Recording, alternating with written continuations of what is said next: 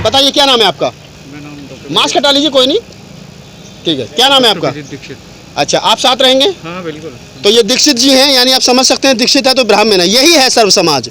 ये ब्राह्मण है और जयप्रकाश जी के साथ में है, बहन जी को मुख्यमंत्री बनाने के लिए साथ में। आपका क्या नाम है सर?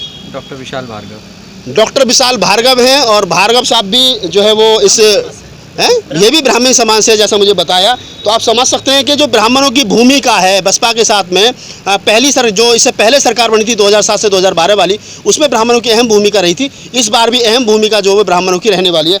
अपने बारे में बताइए। कृष्ण गोपाल परिहार नाम है हमारा जी, कहाँ से हैं? बुंदेलखंड से, झांसी। बुंदेलखंड से। आप साथ में रहेंगे? हाँ, तन मन धन 403 दिन 403 दिन। क्षत्रिय समाज से आते हैं? हम तो जीवन भर साथ रहेंगे। अच्छा, मतलब ब्राह्मण हैं, क्षत्रिय हैं, क्षत्रिय समाज से आते हैं। परिहार साहब, आप अपने बारे में बताइए। सिद्धार्थ मेरा नाम है जी। और मैं एक छोटा सा बिल्डर हूँ नोएडा के अंदर जी और मैं तन मन धन से जयप्रकाश जी के साथ हूँ जी। और 403 दिन की पूरी विधानसभा जितनी भी हमारी यात्रा रहेगी उसमें पूर्णतः इनके साथ रहेगी। चलिए, तो सिद्धार्थ साहब हैं, नोएडा से हैं, बिजनेसमैन हैं। बिजनेसमैनों की ज़रूरत है क्योंकि फंड की ज़रूरत पड़ेगी तो पैसा आएगा कहाँ से। तो आप देख लीजिए, कोई दिक्कत हो तो भाई साहब से संपर्क कर सकते हैं आप।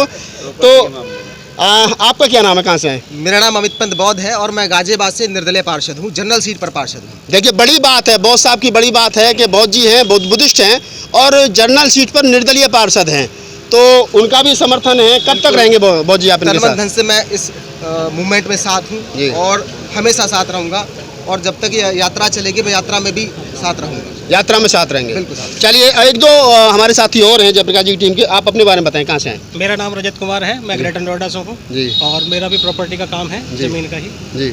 और हम भाई साहब के साथ तन मन धन के साथ हैं और बूंद बूंद से सागर बनता है। इसी तरीके से बूंद बूंद से इकट्ठा करके हमने ये बस बनवाई है और आगे का भी जितनी भी खर्चा होगा वो सब बूंद बूंद से इकट्ठा करके हम आगे भाई साहब के साथ कंधे से कंधा मिला के चलेंगे। आप भारत जी हैं, मैंने इनको आपको मिलवा दिया है। अपने बारे में बताइए, कहाँ से हैं आप? मेरा नाम आदेश है, मैं पोडा कॉलोनी से हूँ। जी, कब तक रहेंगे साथ में? 403 दिन तक रहेंगे, 403 विधानसभाओं पे। ऐसा तो नहीं बीच में छोड़ के चले जाओ? नहीं, बीच में नहीं जाएंगे। नहीं, कुछ लोग चलेंगे, जैसे बहन जी को छोड़ के आप भी चले जाओ जयप्रकाश जी को छोड़ के। नहीं, ऐसा नहीं होगा। ऐसा नहीं होगा? जी सर। देखिए, ये भी कह रहे हैं कि ऐसा नहीं होगा और ये जयप्रकाश जी के साथ पूरे 403 दिन मैं 22 साल से इनके साथ हूँ। 22 साल से साथ हैं, तो अब कहाँ जाएंगे? हाँ, अपने बारे में बताएं, कहाँ से हैं सर?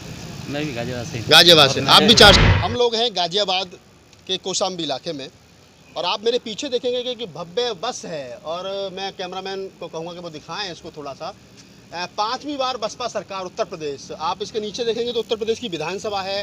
बहन कुमारी मायावती जी का चित्र जो है वो लगा हुआ है, सम्राट अशोक की लाट है, हाथी जो है वो स्वागत करते हुए स्वागत की मुद्रा में मानवर साहब कांसीराम और ऊपर तमाम बहुजन समाज के महापुरुष।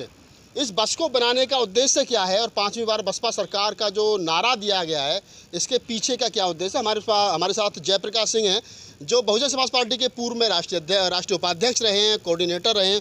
उनसे बातचीत करेंगे कि उन्हीं के नेतृत्व में ये बस तैयार हुई है और उन्हीं के नेतृत्व में ये जो एक यात्रा है निकलने वाली है। जयप्रकाश जी, आपका स्वागत है। क्या उद्देश्य है इस बस का? इसका उद्देश्य है 5वीं बार बसपा सरकार बनाना जी। इसका माध्यम है कांसीराम विचार यात्रा, सर्वजन हिताय सर्वजन सुखाय पर आधारित 5वीं बार बसपा सरकार बनाने हेतु कांसीराम विचार यात्रा इसका उद्देश्य है। हमारा उद्देश्य है 5वीं बार बसपा सरकार, जो आपने पूछा है। नहीं, 5वीं बार बसपा सरकार तो है, ये तो चलो मान लिया, क्योंकि 5वीं बार बहन जी अगर सरकार बनती है तो 5वीं बार बसपा सरकार बनेगी।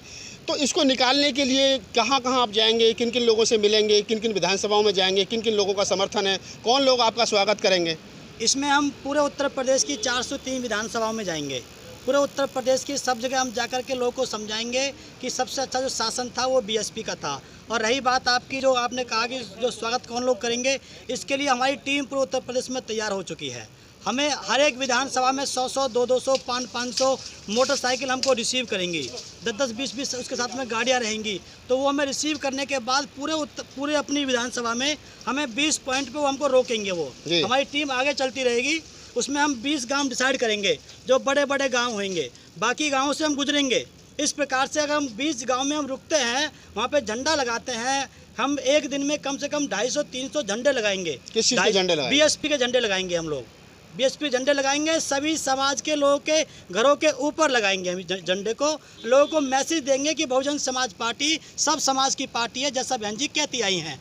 तो हम लोग इस प्रकार से इस प्रोग्राम सफल बनाएंगे। इस प्रोग्राम से, जो प्रोग्राम आपने ये बनाया है, इससे क्या फ़र्क पड़ेगा? क्या मतलब इसका असर क्या होगा? इससे मैसेज जाएगा, जो आदरणीय बहन जी ने जो पहले वाले शासनकाल में जो काम किए हैं वो किसी प्रकार से पहुंच नहीं पाए हैं। और दूसरी बात जो हम लोग एक्टिविटी करेंगे उससे पार्टी का जो है मतलब ग्राफ बढ़ेगा, काम बढ़ेगा। जैसे कि अरविंद केजरीवाल काम करते हैं तो उससे काम बढ़ता है आम आदमी पार्टी का, जो भी जिसका काम करता है। तो जो बीएसपी के लोग जो काम कर रहे हैं वो अपने लेवल से काम करें, लेकिन हम बाहर से बीएसपी को कितनी मजबूती दे सकते हैं ये हम मैसेज देंगे। जो लोग संगठन बना के काम कर रहे हैं, जो लोग कहते हैं कि हम लोग भी साहब कांसीराम के अनुयायी हैं, बाबा साहब के अनुयायी हैं, लेकिन वो चुनाव के समय पे अपनी बात को गोलमोल करते हुए किसी दूसरी पार्टी से जाके हाथ मिलाते हैं, तो उनका हम लोग पर्दाफाश करेंगे। अगर आप मानते हो कि आप साहब के अनुयायी हैं तो सीधा सीधा आप झंडा बीएसपी का लगाओ, सीधी सीधी बात आप बीएसपी की सरकार बनाने की आप बात कहो, तो ये मैसेज देंगे। आप ये कहना चाह रहे हैं कि जो लोग साहब काशीराम का नाम ले रहे हैं, फोटो लगा रहे हैं और बसपा को वोट नहीं दे रहे, तो वो कहीं ना कहीं काशीराम साहब के अनुयायी नहीं है? बिल्कुल वो साहब के अनुयायी नहीं है, क्योंकि इस समय जो है साहब की जो पार्टी है वो बीएसपी है।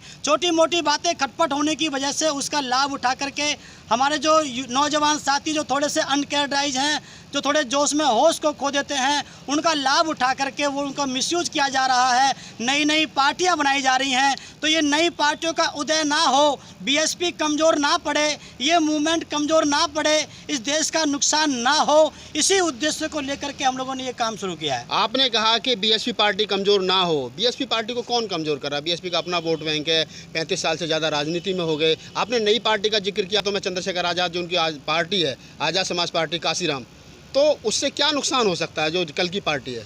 देखिए उससे कोई, हालांकि ये बात आपकी जायज़ है, नुकसान तो कुछ होने वाला नहीं है, लेकिन अगर 100-100 200 वोट भी हमारी अगर हमारी लूज़ कर जाती हैं, उस तरफ चली जाती हैं, तो इससे नुकसान बीएसपी को होगा।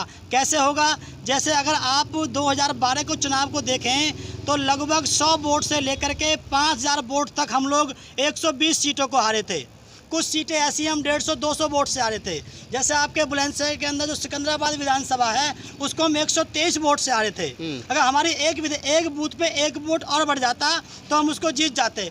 तो कहीं ये हमारा नौजवान भटक ना जाए, वो कमज़ोर ना मान ले, तो उसी के लिए हम उसका मनोबल बढ़ाने के लिए कि ये 100-200 वोट हमारे ख़राब ना हो, उसी के लिए, और जो हमारा वोटर निराश हो गया है, जो हमारा कार्यकर्ता बैठ गया है किसी वजह से, उसमें जोश भरने के लिए एनर्जी देंगे। अच्छा जयप्रकाश जी, आपने एक बात कही कि मतलब जो लोग नए आए हैं, काशीराम साहब का नाम ले रहे हैं, काशीराम साहब के नाम से पार्टी बना रहे हैं, वो नुकसान पहुंचा सकते हैं।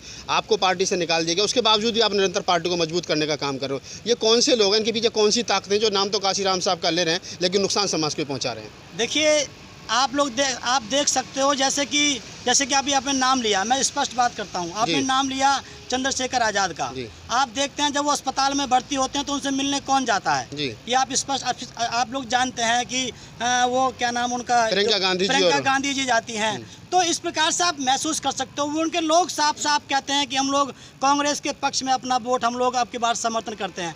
तो ये जो मामला चल रहा है, क्योंकि साहब कांसीराम के आंदोलन से सबसे ज़्यादा नुकसान जो है वो कांग्रेस को हुआ था, तो कांग्रेस 1500 करोड़ रुपए भी खर्च कर सकती है इस बीएसपी को खत्म करने के लिए, इस मूवमेंट को खत्म करने के लिए। तो इसके लिए वो जो आप ये मान रहे हैं कि इन लोगों के पीछे कांग्रेस बीजेपी है? बिल्कुल 100% कांग्रेस का हाथ है, उनकी एक्टिविटी से दिखता है, इसलिए उनके पीछे जो हाथ है ये हमारा कौन सा रास्ता है कि इस प्रकार के लोगों को समाज में उनका जो चेहरा है उसको बेनकाब किया जा सके, उनको रोका जा सके? जो 100-200 वोट की बात आपने कही, उन 100-200 वोट 500 वोट का जो नुकसान है उसको रोका जा सके, क्या है इसका रास्ता? उसका रास्ता ये है कि जो साथी किसी प्रकार से रुष्ट होकर के अपने घर पे बैठे हुए हैं, उन लोगों को सबक लेना चाहिए, हम लोगों से सीख लेनी चाहिए। सबक वर्ड में यूज़ नहीं कर सकता, लेकिन उनको सोचना चाहिए कि इतना बड़ा अपमान सहने के बाद भी ये लोग फिर भी बीएसपी के लिए काम कर रहे हैं, तो वे लोग भी अपने अपने घर से निकलें। और ऐसे लोग जो चुपचाप जो घर में बैठ कर के आत्मग्लानि महसूस करते रहते हैं लेकिन बाहर जाके कुछ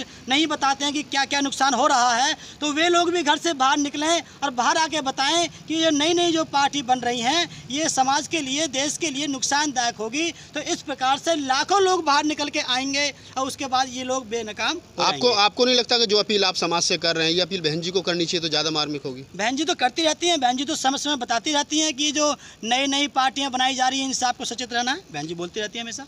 लास्ट टाइम जब आपने रथ यात्रा निकाली थी उस वक्त तक आपके ऊपर बसपा के ही लोगों ने एफआईआर कराई थी, अब आप दोबारा ये एफआईआर निकाल लो, क्या नाम है, रथ यात्रा निकाल रहे हो, आपने बहन जी की भी इस पर जो है वो फ़ोटो है वो लगाई है, आपको लगता नहीं कि बसपा के लोगों को आपत्ति होगी, कहेंगे कि बहन जी की फ़ोटो क्यों लगा ली? देखिए बहन जी हमारी महापुरुष हैं, और महापुरुष का फोटो लगाने का हमारा अधिकार है।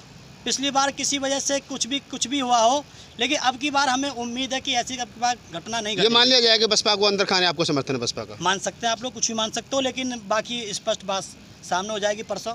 है तो कुछ लोगों को छत पर खड़े होकर के स्पीच देने का मंच है, तो कुछ लोगों को ये सवाल मन में खटक सकता है कि आखिर इतना पैसा जयप्रकाश जी और उनकी जो टीम है उनके पास में कहाँ से आ रहा है, कहाँ से फंडिंग हो रही है। तो इस बात का सवाल का जो जवाब है, भरत आप बताइए पैसा कहाँ से आ रहा है? पैसा समाज में हम जो हमारे साथी हैं, हम लोग 18 साल से पार्टी के लिए काम करते आ रहे हैं। इस मूवमेंट पे हम लोग काम करते आ रहे हैं और मुश्किलें जितनी तब थी उतनी अब हैं।